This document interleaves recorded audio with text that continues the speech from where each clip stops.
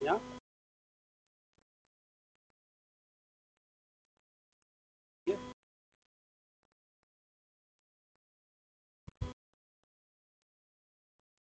चालू होगा, फिर स्लाइड चालू कर दूंगा, स्लाइड चालू होगी।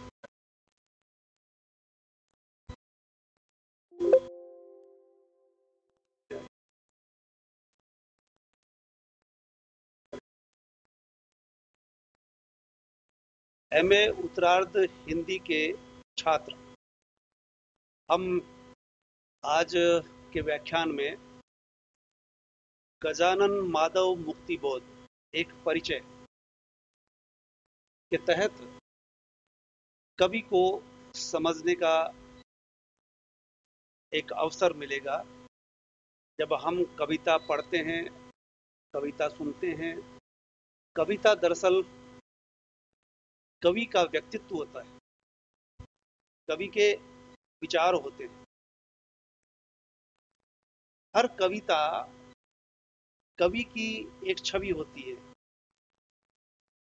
इस तरह से हम हमारे क्रांतिकारी कवि गजानन माधव मुक्ति बोध से परिचित होने जा रहे हैं। चूंकि हम आधुनिक काव्य पढ़ रहे हैं और आधुनिक कवियों को हम पढ़ने जा रहे हैं, उनकी कुछ कविताओं से रूबरू होंगे।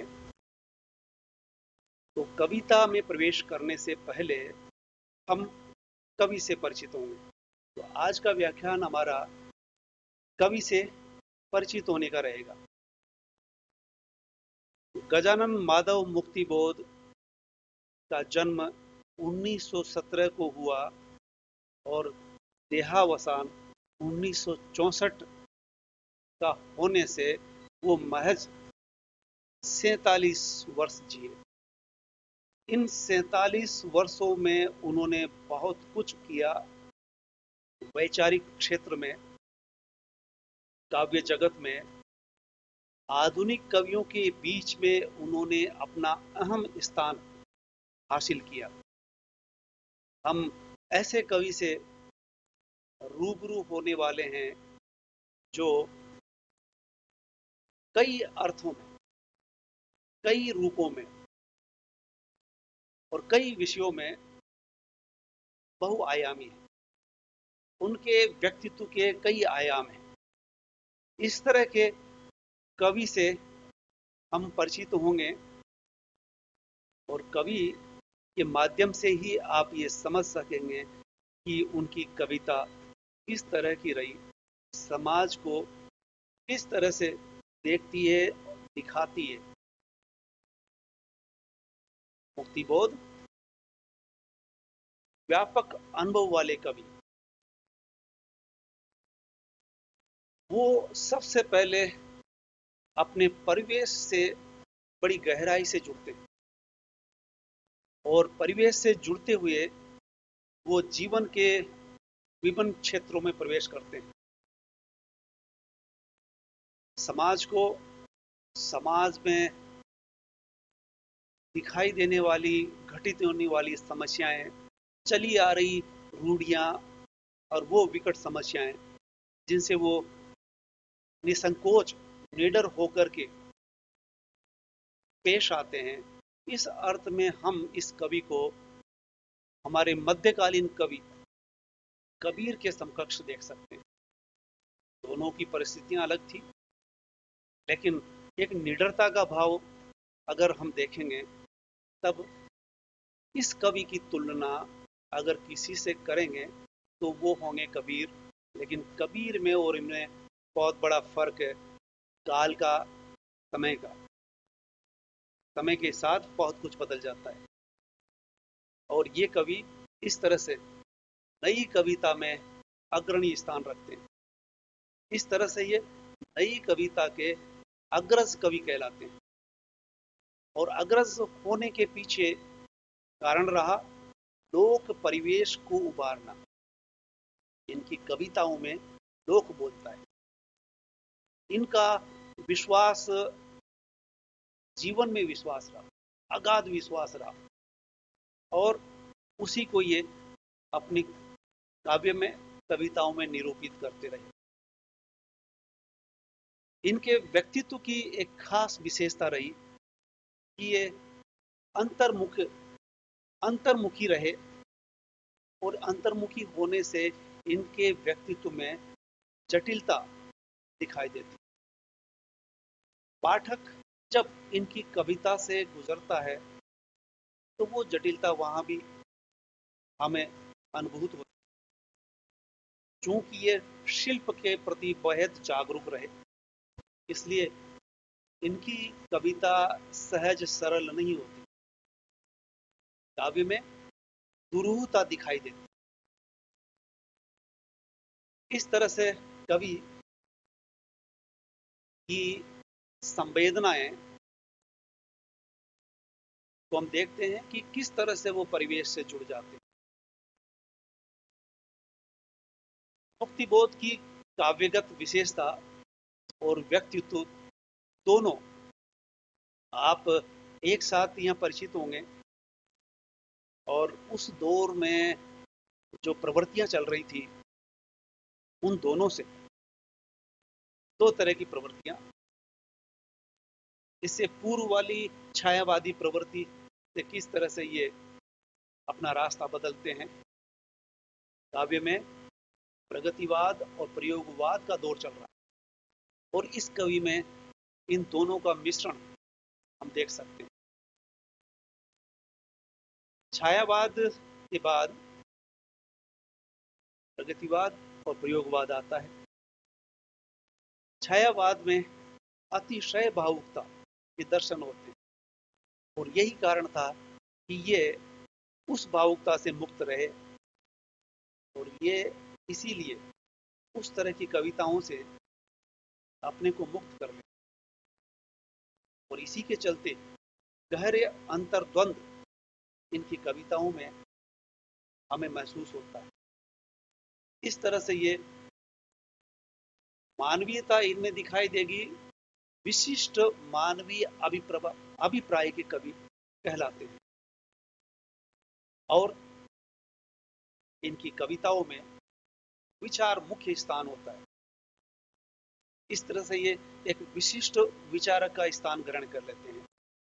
इन्होंने न केवल कविताएं की, बल्कि कविताओं के साथ कवियों की पूर्वता क्रम में लिखे गए कविताएं, विशेषकर कामायनी, जिसकी इन्होंने निर्मम समीक्षा की, और इसी के तहत इनमें आलोचना का एक आलोचक के गुण दिखाई देते हैं, और आलोचना में एक नई स्थापना करते हुए परिलक्षित होते हैं। इनकी कविताओं में बिंब बिंबात्मकता होती है, और वो भी संश्लिष्ट बिंब। इस तरह से हम कह सकते हैं कि संश्लिष्ट बिंब धर्मिता आपकी कविताओं में दिखाई देंगी। इनके काव्य संग्रह और कुछ रचनाएं जिनके माध्यम से हम कवि से रूबरू होते हैं, इनका इनके दो काव्य संग्रह और रचनावलियां आई जो 6 खंडों में प्रकाशित हुई। चांद का मुंह टेढ़ा, जिसमें इनकी बहुत ही चर्चित कविता अंधेरे में स्थान पाती है। दूसरा, भूरी भूरी खाक धूल।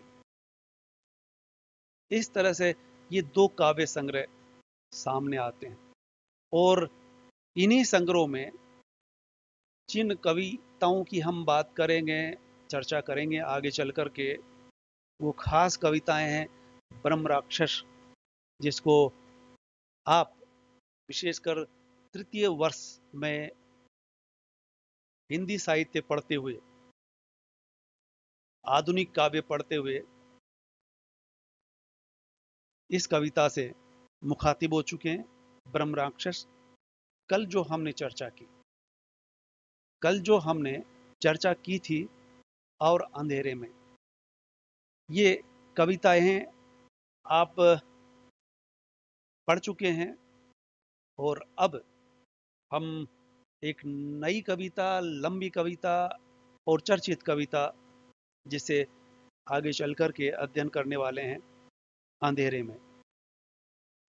कहा जाता है मुक्ति बोध के बारे में अलग अलग आलोचकों के अलग अलग विचार रहे। मुक्ति बोध भयानक खबरों के कवि रहे। ये जब स्टेटमेंट दिया जाता है तो इससे कुछ बातें निकल के आती है। खबरें खबरें सामान्य होती है, खबरें आकर्षक होती है, खबरें खतरनाक भी हो सकती है। तो इस तरह से इनकी कविताओं में कुछ खबरें होती है और वो भयानकता लिए हुए होती है। जो हम ब्रह्म राक्षस का अध्ययन करते हैं तब पता चलता है कि वो बुद्धिजीवी को किस तरह से कठघरे में खड़ा करते हैं। चूंकि बुद्धिजीवी एक ऐसा वर्ग होता है, बौद्धिक वर्ग, जो कई तरह से दावा करता है और कई चीजों को छुपा करके हाथी के दांत दिखाने की ओर, खाने की ओर वाली कहावत सिद्ध करता है। जब हम ब्रह्म राक्षस का अध्ययन करेंगे और अंधेरे में भी कई जगह पर वो बुद्धिजीवी हमारे सामने होगा। उनकी कविताओं का कुछ खास उद्देश्य होता था और उद्देश्य को हम समझ सकते हैं इन पंक्तियों से।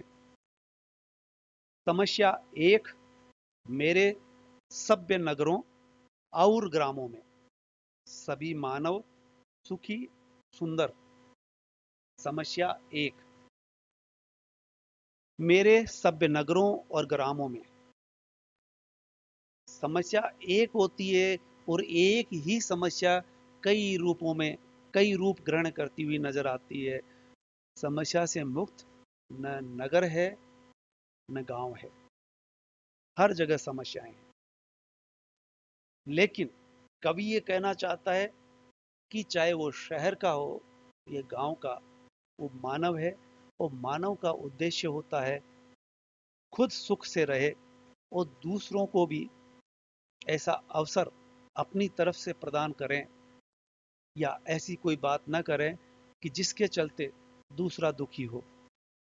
तो सभी मानव है, चाहे गांव से हो या शहर से, अमीर हो या गरीब, दलित हो या आदिवासी, कोई भी हो, सभी मानव है। और मानव का उद्देश्य होता है कि वो सुखी रहे, खुश रहे।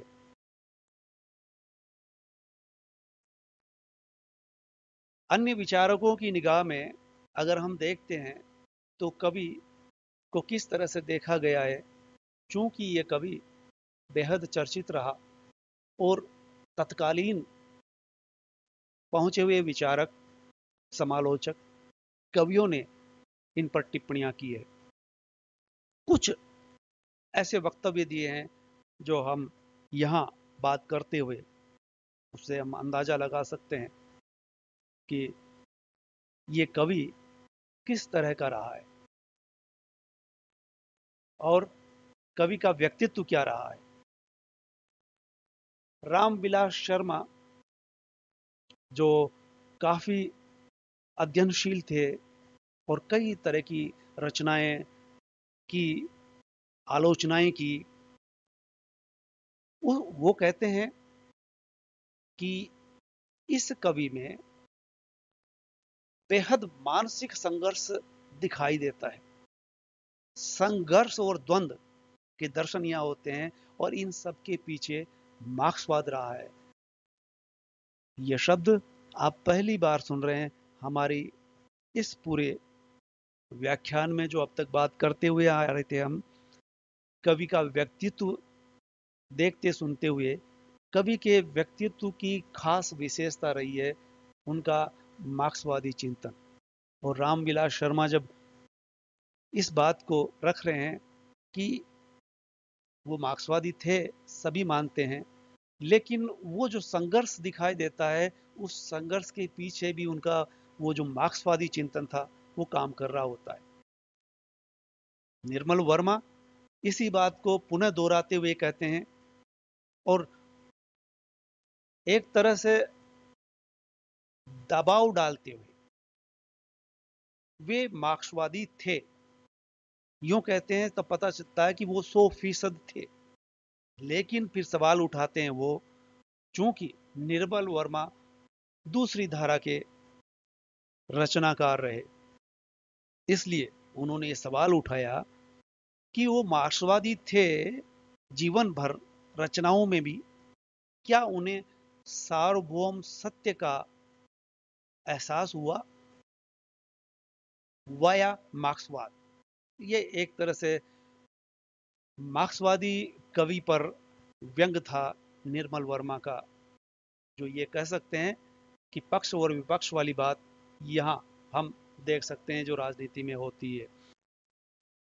बच्चन सिंह हिंदी साहित्य के इतिहासकार, जिन्होंने दूसरा इतिहास लिखा हिंदी साहित्य का, उनकी विचार देखिए। और इसमें एक समीक्षक बोल रहा है, वे आत्म मंथन के कवि थे, और मंथन में बहुत कुछ होता है। मंथन में कालकूट और अमृत दोनों निकलते हैं। यानी जब सागर मंथन हुआ तो जैसे वहां दोनों निकल के आए और दोनों को ही ग्रहण करना पड़ा, इसी तरह से बच्चन सिंह जब इस कवि के बारे में कहते हैं तो ये मुक्ति बोध के बारे में कह रहे हैं कि उन्होंने दोनों को ग्रहण किया। इस तरह से वे अपने चारों ओर फैले शोषण को देखते हैं और उस शोषण को ही कविताओं में निरूपित करते हैं। भ्रष्टाचार, अत्याचार और बढ़ती मूल्यहीनता, विषमता आपकी कविताओं में हमें भली भांति दिखाई देती है। और विशेषकर से जिस बुद्धिजीवी की बात अभी हम थोड़ा पीछे करके आए थे, बुद्धिजीवी वर्ग की एक त्रासदी रही है, और उस त्रासदी के कवि ठहरते हैं मुक्ति बोध। और उनकी ये कविता है, भूल गलती, ब्रह्म राक्षस, दिमागी गुहा अंधकार। भूल गलती और ब्रह्म राक्षस के माध्यम से हम उस बुद्धिजीवी को कटघरे में पाते हैं। कई तरह से बुद्धिजीवी पर सवाल उठाते हैं, या कहें कि बुद्धिजीवी का जो कर्तव्य होता है वो कर्तव्य नहीं निभा पाता। इसी के चलते वो बुद्धिजीवियों की खिंचाई करते हुए नजर आते हैं। ब्रह्म राक्षस का जो मिथक उन्होंने तैयार किया है और लोक जीवन से लिया, उस मिथक में भी वो बुद्धिजीवी हमारे सामने होता है। जिस कविता को हम आगे चल करके विस्तार से अध्ययन करने वाले हैं, उसका एक छोटा सा रूप हम यहाँ देखेंगे। देखिए, सब चुप, साहित्यिक चुप और कविजन निर्वाक, चिंतक, शिल्पकार, नर्तक चुप है। इस तरह से हम देखेंगे कि क्यों चुप है वो, और इसको इस पंक्ति में कह सकते हैं कि अंधेरे में पूरी सभ्यता डूबी हुई दिखाई देती है। जो सभ्यता हमने आज हासिल की है, हम कथित रूप से सभ्य कहलाते हैं, लेकिन कई तरह का अंधेरा यहाँ फैला हुआ है। अंधेरे में मैं बार बार आता है। अंधेरे में एक लंबी कविता है और बहुत लंबी चलती है। इसके बारे में डॉक्टर मैनेजर पांडे, प्रसिद्ध आलोचक, अक्सर इस कविता को पढ़ाते हुए एक बात कहा करते थे, जिसे मैं यहाँ आपके साथ शेयर करना चाहूँगा। इसी से आप इस कवि के व्यक्तित्व को भी समझ सकते हैं और कविता को भी। वो कहते हैं कि अगर कोई व्यक्ति अंधेरे में कविता को पहली बार पढ़े, और पहली बार भी तब कि अगर वो रात में ही इसे पढ़े और रात भर पढ़े, उसको पढ़ने के बाद वो जब सोएगा और जब वो उठेगा तो वो वैसा नहीं रह जाएगा जैसे कविता पढ़ने से पहले था। ये एक टिप्पणी जो बहुत मारक है, बहुत गंभीर है, ये मैनेजर पांडे के शब्द हैं जो कविता की महत्ता को बताते हैं। इस तरह से अंधेरे के अलावा ब्रह्म राक्षस जो काफी चर्चित कविता है, ये इसमें एक मिथक है और वो मिथक को किस तरह से इन्होंने लोक जीवन से ही उठाया है। उसी में ब्रह्म राक्षस और ब्रह्म राक्षस के कई रूप हो सकते हैं। छद्म ब्रह्म राक्षस, कुछ ब्रह्म राक्षसों ने पहनी गांधी जी की टूटी चप्पल, बेहद मारक व्यंग्य है। गांधी जी को हम सब जानते हैं भली भांति। गांधी जी